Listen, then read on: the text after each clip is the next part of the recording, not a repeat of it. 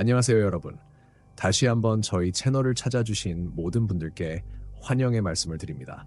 오늘도 변함없이 전 세계 곳곳에서 벌어진 기이하고 복잡하며 때론 머리를 쥐어뜯게 만드는 사건들을 함께 살펴보는 여정을 이어가겠습니다. 이번 에피소드에서는 중국 내몽고 자치구에 속한 특별한 지역, 바오터우, 한국 한자음으로는 포두 혹은 포극도라는 도시에서 2013년에 벌어졌던 한 사건을 다룰 텐데요. 이 사건은 전 세계적으로 유명하지는 않지만 당시 해당 지역에서는 복잡한 전말과 예측하기 힘든 연출로 큰 파문을 일으켰다고 합니다. 본격적인 사건 진행 과정을 살펴보기 전에 먼저 바오터우라는 도시에 대해 간단히 알아보겠습니다. 바오터우는 중국 내몽고 자치구를 대표하는 공업도시 중 하나로 풍부한 광물 자원과 여러 산업단지를 보유하고 있습니다. 동시에 몽골족 특유의 유목문화, 말타기, 양고기 요리, 발효시킨 마유 등 독특한 전통 문화를 간직한 곳으로 잘 알려져 있습니다. 내몽고의 기후는 겨울이 매우 춥고 여름이 심하게 덥지 않아 웅장하면서도 건조한 초원의 원시적 아름다움을 경험하고 싶은 사람들에게 매력적으로 다가오는 곳이죠. 특히 바오터우는 삼국지 시대의 전신 여포류의 고향으로 전해지기도 하는데 삼국지 연애에서 여포는 인중여포, 마중적토, 책투라는 말로 표현될 만큼 가장 용맹한 장수로 묘사됩니다. 물론 역사와 전설이 뒤섞여 과장된 부분도 있으나 삼국지 애호가들에게 있어 여포라는 이름이 곧 대담하고 강인한 이미지를 상징하기 때문에 바오터우를 여포의 고향이라고 부르며 흥미롭게 보는 분들도 있습니다. 역사적 이야기는 그렇다 치고 현대의 바오터우는 여전히 몽골족 유목문화와 한족 이주민, 공장 노동자, 사업가 등이 어우러진 경제, 문화적 다양성을 지닌 곳입니다. 그리고 바로 이곳에서 2013년에 많은 사람을 쏘라치게 만든 기묘한 사건이 벌어졌습니다. 연이은 반전, 치밀한 음모, 그리고 그 뒤에 남겨진 슬픈 결과까지. 지금부터 본격적으로 사건 전말을 살펴보겠습니다. 혹시 채널에 처음 오셨다면 좋아요를 누르고 구독 버튼을 눌러주시면 앞으로 업로드될 영상들을 놓치지 않으실 수 있습니다. 그럼 이제 이야기의 가장 흥미롭고 복잡한 중심부로 들어가 봅시다. 2013년 6월 3일 늦은 오후 바오터우시의 응급구조센터 한국의 119에 해당에는 다급한 목소리의 여성 전화가 걸려왔습니다. 제발 제 남편을 구해주세요. 지금 죽어가고 있어요. 빨리 좀 도와주세요. 절박한 외침이 들려온 곳은 바오터우시 외곽에 있는 오래된 하숙집 골목이었습니다. 구조대는 가까운 병원에서 출동해 약 2km 거리밖에 안 되어 신속히 현장에 도착했는데 이미 남성 환자는 사망한 상태였습니다. 의료진이 이 사실을 여성에게 알리자 그녀는 곧바로 오열했습니다. 자신의 이름을 이치아오 순세라고 밝힌 이 여성은 사망한 사람의 아내라고 소개했습니다. 그녀는 흐느끼며 남편이 계단에서 굴러떨어져 크게 다쳐 갑자기 숨졌다고 호소했습니다. 일반적으로 집안에서 사망했더라도 노환이나 지병 혹은 정말로 계단 추락 같은 명백한 사고라면 응급구조대는 가족에게 시신을 인계하고 복귀하는 경우가 많습니다. 그날도 구조대는 일단 철수했죠. 하지만 현장을 떠난 의사인 장 박사는 뭔가 석연치 않은 느낌을 떨칠 수 없었습니다. 사망자를 살펴보던 중 어깨와 목덜미 부근에 멍이나 타박 흔적이 있었는데 그것들이 단순 추락으로 보긴 어려운 둔기로 인한 상처 같다는 의심이 들었기 때문입니다. 특히 멍의 색깔을 보니 적어도 1날 2일 전부터 생긴 것으로 추정돼 막 생긴 상처가 아니라는 점도 의아했습니다. 장 박사는 곧바로 상부에 보고했고 경찰에 연락해 전문가가 현장을 재조사하도록 요청했습니다. 경찰은 즉시 하숙집 주소를 파악하고 출동했습니다. 구급대가 떠난 지 1시간이 채 지나지 않아 경찰이 현장에 도착했는데 이미 상주를 치르려는 분위기가 매우 빠르게 진행되고 있었습니다. 예식업체 직원들이 시신을 화장하기 위해 서둘러 준비하는 모습은 누구라도 이상하게 여길 정도로 속전속결이었습니다. 내몽고 지역 특유의 장례 문화로 빨리 화장할 수는 있다고 해도 1시간 만에 모든 절차를 마치는 것은 너무도 이례적이라 수상했습니다.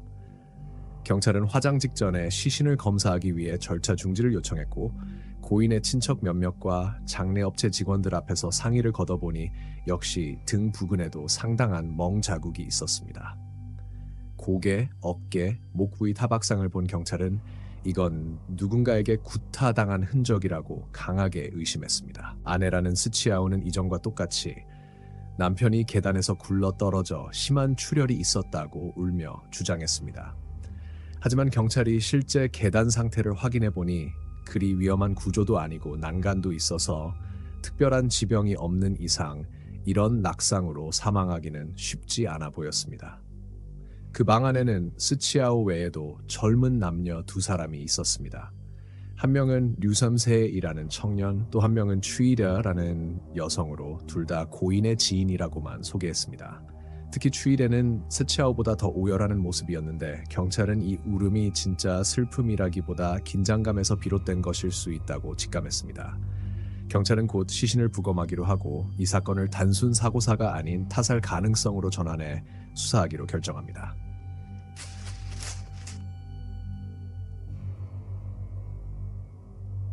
법의학자는 부검을 통해 사망 원인이 머리 부근의 심각한 외상성 뇌출혈임을 확인했습니다.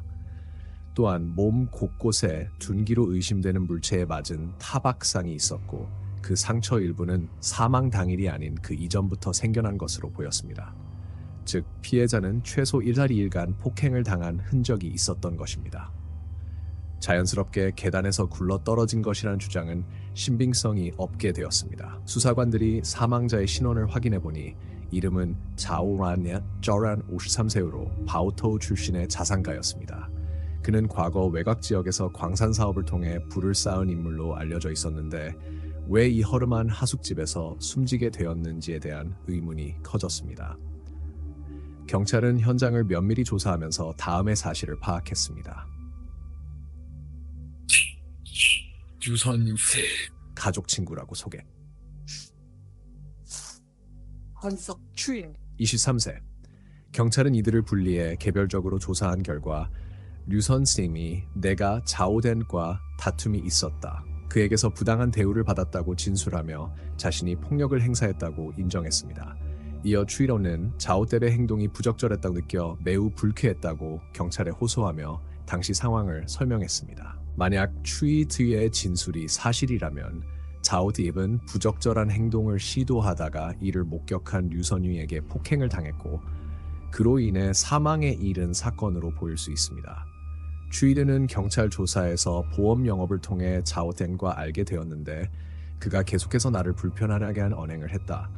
그러다 6월 1일 밤 계약을 논의하겠다며 찾아와 술을 권했고 내가 취하자 강압적인 태도를 보였다. 그때 마침 류선신이 방문해 상황을 목격하고 자오덴과 심한 다툼을 벌였다고 진술했습니다.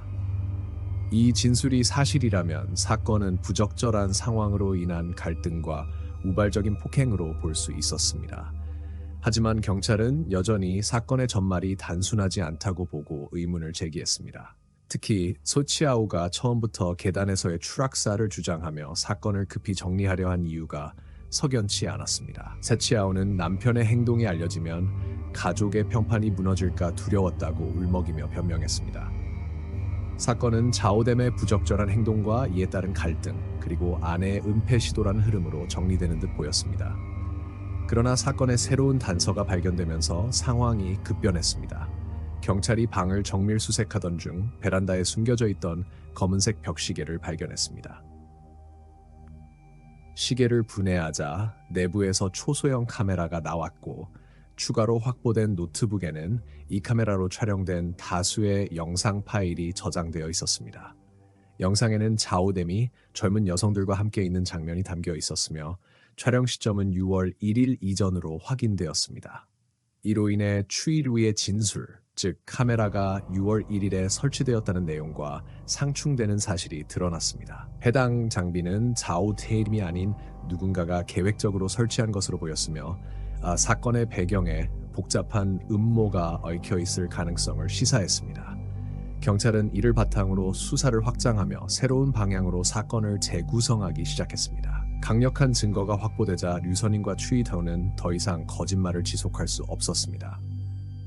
두 사람은 자오델의 행동에 관한 주장이 사실이 아니며 자오델을 의도적으로 유인해 영상으로 협박하려 했다고 실토했습니다.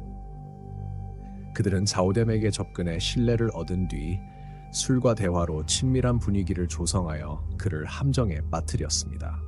몰래카메라를 통해 영상을 확보한 후 이를 이용해 금전을 요구하거나 법적 문제를 언급하며 그의 평판을 위협할 계획을 세운 것이었습니다. 6월 1일 밤 계획대로 자오뎁이 추이대를 만나러 오자 그녀는 친밀한 태도로 그를 유도해 의도적인 상황을 만들었고 그 과정이 몰래 카메라로 촬영되었습니다. 이후 류선우이 갑작스럽게 등장해 다툼이 벌어졌고 신체적 충돌이 이어졌습니다. 그 과정에서 자오뎁이 부상을 입었고 예상치 못한 결과로 인해 사망에 이르게 되었습니다. 그러나 경찰의 수사는 여기서 끝나지 않았습니다. 이 모든 계획의 배후에 자오젤의 배우자인 테치아오가 있다는 정황이 발견된 것입니다. 처음에는 테치아오가 남편의 실수를 덮으려는 의도로 행동한 것으로 보였으나 주변인들의 증언과 복원된 메시지를 통해 그녀가 이 모든 사건의 설계자라는 의혹이 제기되었습니다. 자오엽은 과거 이혼 후 2011년에 스치아오와 재혼했습니다. 결혼 초기에는 자오옌이 경제적으로 그녀를 넉넉히 지원했으나 시간이 지나며 과도한 소비 습관에 불만을 품고 지출을 제한하기 시작했습니다. 드치아오는 재산을 확보하기 위해 법률 상담을 받았으며 이혼 소송에서 불리한 위치에 놓이지 않기 위해 남편의 부정행위를 입증할 만한 증거를 만들어내기로 결심했습니다. 그녀는 류선인과 추이들을 고용해 계획을 실행에 옮겼으며 몰래카메라를 설치하고 상황을 조작하는 데 필요한 지시를 내린 흔적이 발견되었습니다. 복원된 메시지와 증거를 통해 뜨치아오가 사건 전부터 치밀한 계획을 세웠다는 사실이 드러났으며 그녀가 계획의 중심에서 모든 과정을 조정했다는 점이 확인되었습니다. 결국 사건은 단순한 우발적인 다툼이 아니라 철저히 계산된 음모에서 비롯된 것임이 밝혀졌습니다. 결국 세 사람은 자오뎀을 몰래카메라로 촬영한 뒤 허위 사실에 기반한 문서에 서명하도록 압박하고 일정 기간 동안 그의 자유를 제한하며 폭력을 행사했습니다. 이러한 행위로 인해 자오뎀은 신체적 손상을 입었고 상태가 점차 악화되었습니다. 6월 3일 자오뎀이 의식을 잃고 숨지자 이들은 사건을 은폐하기 위해 사고로 위장하고 시신을 신속히 화장하며 증거를 제거하려 했습니다. 그러나 현장을 방문한 의료진의 의심과 경찰의 개입으로 이들의 계획은 실패로 돌아갔습니다. 경찰과 검찰은 확보된 명백한 증거, 녹화된 영상, 전자기기에서 복원된 메시지, 통화 기록, 법의학 결과 등을 바탕으로 세 사람을 기소했습니다. 이들의 행위는 협박, 자유 제한, 신체적 폭력 등으로 사람의 생명에 심각한 해를 끼친 것이며 법적으로도 그 의도가 명백히 확인되었습니다. 범행을 주도적으로 계획하고 다른 공범들과 협력하며 주요 지시자로서 행동했습니다. 사건의 성격상 큰 그녀의 행위는 매우 악의적이고 계획적이라는 평가를 받았으며 이에 따라 중형이 선고되었습니다. 사건에서 물리적 행위를 직접적으로 수행하며 주요 실행자로서 역할을 했습니다. 그는 다른 사람의 지시에 따른 행동이었다고 주장했으나 법원은 그의 역할이 중대하다고 판단하여 엄중한 형량을 부과했습니다. 유혹과 심리적 압박을 통해 사건을 지원하고 특정 행위에 적극 협력했습니다. 법원은 그녀의 역할과 사건의 관여 수준을 참작해 상대적으로 경미한 형량을 부과했습니다. 자오, 사건의 중심에 놓인 피해자로서 타인의 계획과 행동으로 인해 생명과 명예를 잃은 비극적인 인물입니다. 그의 재산은 법적 절차에 따라 적법한 상속인에게 분배되었으며 그의 가족들은 사건으로 인해 큰 충격과 상처를 받았습니다. 이 사건은 타인의 신뢰와 관계를 악용한 행위가 어떠한 심각한 결과를 초래할 수 있는지 경고하며 사회적으로도 큰 교훈을 남긴 사례로 기록되었습니다. 이처럼 탐욕과 거짓이 초래한 비극은 한 사람의 목숨을 앗아갔고 관련자들 또한 중형을 선고받아 불행한 결말에 이르렀습니다. 이 사건은 사회적으로도 큰 반향을 일으켰으며 저명한 인물이 잘못된 신뢰와 함정에 빠졌다는 점에서 경각심을 불러일으켰습니다. 동시에 다음과 같은 중요한 교훈을 시사합니다. 1. 법과 윤리를 지키는 것이 가장 중요하다. 문제를 해결할 때 폭력과 기만을 선택하면 결국 자신과 주변 모두에게 더 큰 피해를 초래합니다. 2. 유혹과 함정에 경계해야 한다. 특히 사회적 지위나 경제적 자산이 있는 사람들은 다양한 위험 요소에 노출되기 쉽습니다. 지나친 방심이나 욕심이 비극으로 이어질 수 있음을 보여줍니다. 3. 문제 해결은 합법적이고 투명한 절차를 따라야 한다. 갈등이나 불화가 생겼을 때는 소송과 같은 정당한 방법으로 처리해야 하며 불법적인 음모나 폭력은 오히려 더 비참한 결과를 초래할 뿐입니다. 4. 주변인의 주의 깊은 관찰이 사건 해결의 열쇠가 될 수 있다. 이번 사건에서 의료진의 예리한 관찰과 경찰에 대한 신고가 진실을 밝히는 데 결정적 역할을 했습니다. 5. 신뢰와 진정성은 인간관계의 핵심이다. 결혼과 같은 관계는 상호 존중과 진정성을 바탕으로 이루어져야 하며 이를 배신하거나 이용하려는 의도는 결국 파탄에 이를 수밖에 없습니다. 바우터우 사건은 복잡하고 충격적인 전개에도 불구하고 진실이 밝혀지고 관련자들이 법적 처벌을 받음으로써 마무리되었습니다. 그러나 남은 가족과 주변인들에게는 씻을 수 없는 상처로 남았습니다. 오늘 이야기를 들어주셔서 감사합니다. 영상이 유익하셨다면 좋아요를 눌러주시고 아직 구독하지 않으셨다면 채널 구독과 알림 설정도 부탁드립니다. 앞으로도 더욱 신중하고 깊이 있는 시선으로 흥미로운 사건들을 소개해드리겠습니다. 다음 영상에서 다시 뵙겠습니다. 감사합니다.